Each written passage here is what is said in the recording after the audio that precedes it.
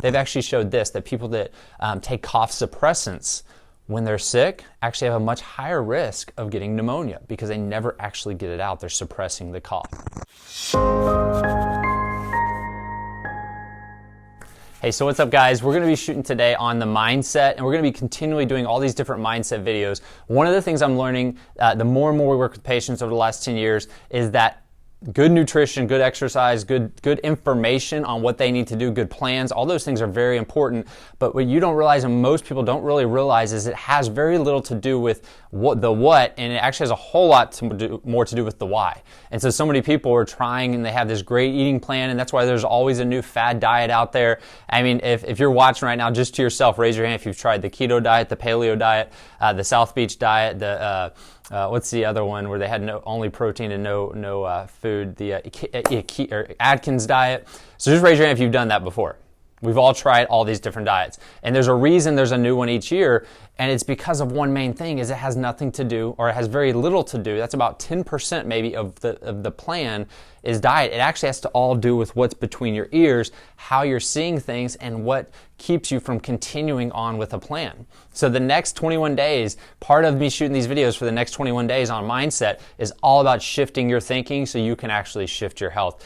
Today's video, we're starting out with what actually health is. One of the things I've learned is that if you know what health is, if you have a roadmap, right? If you want to drive to California, I know you can pull up on your GPS and your thing, but the first thing you're going to do is get on your GPS. You're going to put in where you're going in California. Let's say you're going to Redding, California. You're going to put in Redding, California in there, and then you're going to start following those instructions. And if you get off of the map, or maybe you get to an area where it's a dead spot and you get lost, well, you have to pull it back up because you actually have a map to get to. You know where it actually is. And that's what I think is so important about health. I've asked medical doctors, I've asked nurses, what's the definition of health? And guess what? None of them really know. They don't have a clear answer for me. So if I asked you right now, just think in your mind, what is the definition of health? Say something. Say whatever your answer is. Just say it out loud wherever you're at right now. Okay, most people are going to say this. Health is, well, if you look good, if you feel good, you're healthy. If you can do your daily activities without pain, you're healthy. If you don't have to take medications, if you don't have disease, you're healthy. Those are the type of things that most of us would say, right? Health is ultimately a feeling or something that no symptoms, and then you're healthy, right? And just the opposite, we call sick. What do we call sick? When you have a fever, when you're coughing, when you're tired and fatigued and sinus drainage, and we say that person's sick. Right? And it's kind of funny because it's actually possibly even the opposite, right? If you look at every men's health and women's health magazine, who's on the front cover? Some really good looking, ripped guy or girl, right? And the funny part, but the crazy part about that is many times you'll see that same celebrity or a really good looking person on the cover, and then a month later you find out they have cancer. Patrick Swayze, great example of this. Right? And there's so many, Suzanne Summers, same thing. There's so many examples of someone that looks healthy, looks fit, but then all of a sudden we find out they have cancer or something like that. And at the same time, most people say, if I said, what do you need to do to be healthy? We've been taught that we need to do 3 main things to be healthy. So again, just on your own, think to yourself, what are those 3 main things I have to do to be healthy? Okay, so if you got those 3 main things, whether they're written down or you're just thinking about them, I can promise you they are these 3 things. I know because I've taught enough classes and asked this same question, and everybody says the same thing. Diet, so what we eat, nutrition, exercise, that we're exercising, and sleep. That you eat, you sleep good, and you exercise, that's what's going to get you health. But let me ask you this, what about the guy, or what about the lady who drinks and smokes and does everything wrong and then lives to 110? If you go on YouTube right now and you put in Diet Coke 105th or 104th birthday, you're going to actually see a video of a 104-year-old saying her 104 or 105th birthday, can't remember which one it is, that the reason she made it that far is because she drank Diet Coke every single day. How the heck does she drink aspartame and all this, like pretty much acid every single day and lives to 104 if nutrition is the way to health? It's a really good question. I remember when I was maybe 5 or 6 years old, maybe 10 years old, I don't know, when I was young, and I was watching the news, and some lady was on there. They were celebrating her 100th birthday, and she sounded like, it was like a graspy voice and couldn't talk because she smoked cigarettes her whole life. Like, does anybody else look at those people and like, what the heck? And most people say, oh, it's just genetics. Yeah, genetics plays a role, but it's not just genetics, or everybody else in her family would be at 100 years old from smoking cigarettes. It's actually this. It's how well her body is functioning and healing, because the definition, when I said you need a roadmap, you need to know the definition of health, of what it actually is. The definition of health is that your body is functioning and healing at 100%. It's not the absence of disease. That's the actual definition of health. The optimal functioning and healing of your body, not the absence of disease. So could you have a fever and still be very healthy? Absolutely. Could you throw up and still be very healthy? Absolutely. If I ate raw chicken and that raw chicken had salmonella and it went into my stomach and I started puking, somebody would say, oh, he's sick. But the truth is I'm expressing health. My body's doing exactly what it's supposed to do.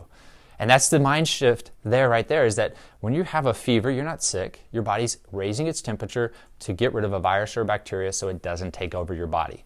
Right? And when you're throwing up, your body got something in it that it doesn't want and it wants to get rid of it. That's a good thing. When you get sinus drainage and it's getting everywhere, that's actually a good thing. That's white blood cells and everything else being produced to come push everything out. Our mucosal lining, all those things are actually made to get stuff out. Coughing's made to get stuff out. They've actually showed this, that people that take cough suppressants when they're sick actually have a much higher risk of getting pneumonia because they never actually get it out. They're suppressing the cough. They've shown that people that take antibiotics to kill off bacteria, they kill their good microbiome now, and they have more chances of getting more sicknesses and viral infections and bacterial infections down the line in the future, right? And so we know that your body is wonderfully, powerfully made. It doesn't need help healing. It ultimately just needs no interference. So when you think of health, the definition of health is that your body's functioning and healing at 100%. So think of health as the F word and shift the way we talk about it. Instead of saying sick, my body's expressing health, right? Instead of saying, if I feel bad, or if I feel good, I'm healthy, look at indicators for health. So if health is the functioning and healing of your body, not the absence of disease, then the very first thing we look at, and this makes sense, the very first thing we look at is what controls all the functioning and healing of your body. So if I asked you right now, what organ and what organ system controls every other aspect of your body, right? If this one organ dies, everything else stops. What organ is that? So just think to yourself, what organ does that?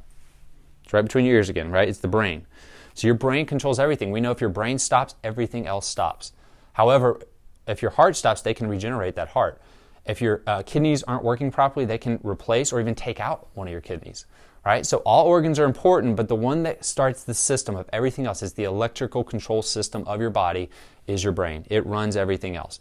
And so your brain has to be able to connect to every other organ, tissue, cell in your body. It literally tells your cells to replicate. It tells your cells how to respond to its environment. Your eyes see things and it sends messages to the brain and tells your body what to do about it. Your ears hear things, it sends messages to the brain and tells your body what to do about it. Your mouth tastes things, your skin feels things.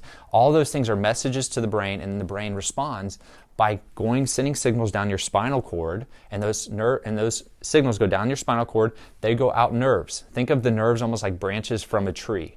And then think of your organs like fruit. And they tell the fruit, or they tell those organs how to respond to their environment. If there's any interference between that brain connection, we call it the brain-body connection. If there's any interference from the brain to that organ or that organ back to the brain, it messes up that system that controls and runs everything and keeps your body functioning at a high level. And that interference could be physical. If we cut a nerve, that organ stops. That could be physical, just irritation to a nerve, like spinal problems. That's why we put chiropractic care almost in every single care plan, because we know that if physical stress on the nervous system is going to decrease the function of those organs. And we know if you can get full range of motion in your spine and there's no physical interference to your nervous system, your body's going to have its optimal ability to heal. But what else? It could be chemical stress. We know that if you put mercury in your body, you're going to have neurological problems, right? If you put emotional stresses, right? If we're emotionally stressed, it's going to affect the nervous system, which affects everything else in your body. If you're constantly in a fight or flight mode, that's your sympathetic nervous system, right? If you're constantly in a fight or flight mode, it's going to put your body into a fight or flight position. Heart rate's going to go up, blood pressure is going to go up, cholesterol is going to go up, and that's a good thing. Thyroid is actually going to stop functioning at a high level. It's going to be dropped because your adrenals are high. That's all normal physiology in response to your environment by your nervous system. Now, if you're in a very peaceful environment, your body's going to go into more of a parasympathetic response. It's going to relax. It's going to digest food. It's going to sleep at night. You see that, guys? It all goes back to the functioning of your body. How well is your nervous system getting from Parasympathetic to sympathetic response. Parasympathetic to fight or flight response. How well is your body doing that? How well is your body staying in balance of the nervous system in homeostasis?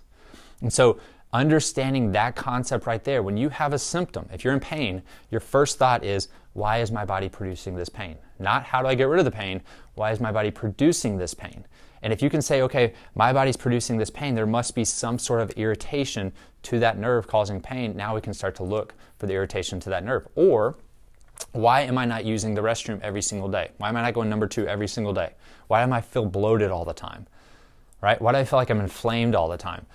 Then our next question is, okay, why is our immune system creating an inflammatory response? Where's the stressor that's putting my body into a stress response through the nervous system, and start to address that cause? And at the same time, doing things that we know can help your body adapt to stress.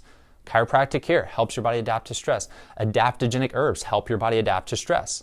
Not eating chemical-filled foods reduces the amount of stress on your body. Do y'all see where I'm going there? It's the questions that we ask are so important, but knowing from the very start that your body is wonderfully, powerfully made. It doesn't need help healing. That's why I'm going to say that again. Your body does not need help. If I took a piece of tissue, a steak, let's just add a steak, right? Go to the butcher, got a steak. All right? If I give that steak, let's say, some special medication, I give it ibuprofen, is that steak going to start working again? No. If I got a heart stimulator and stimulate that heart, that steak, is it going to come back to life? No. And why not? Because there's no actual nervous system. There's no flow of energy going to that steak. I know that's obviously weird, but when you when you get a cut on your arm, so imagine I have a cut on my arm. Most people would say, okay, I'm going to take Neosporin. I'm going to make sure it doesn't get infected. Fine, right? But does the Neosporin actually heal your cut? No. The signal's coming from your brain, telling your immune system to send an immune response there to heal that broken tissue is what's going to heal your cut. And so if you don't need help healing that cut, no matter what you do, that cut's going to heal. As long as you have the functioning of your body working properly, that cut's going to heal. And so we need to have more faith in the power that made our body than the medicines that man made. Let me just say that again. We need to have more faith in our body's amazing ability to heal itself and less faith in science and drugs and medicine, because those are always changing. I'm going to shoot another video on, is the science out? Is science right? But for today, guys, understand this, that functioning of your body, the optimal functioning and healing of your body is the definition of health. It doesn't need help healing. It just needs no interference. So when you have a symptom, your first thought is not what can I take, not even what supplement can I take. Your first thought is, why is my body doing that? And then we can start to go from there on what do you do to get your body back into a functioning state, because that's what health actually is. Cool? All right, guys, use that as your mindset for today, and that's going to take you to a different level, a different perception, and that's going to shift your thinking so you can actually shift your health. You guys have an awesome day.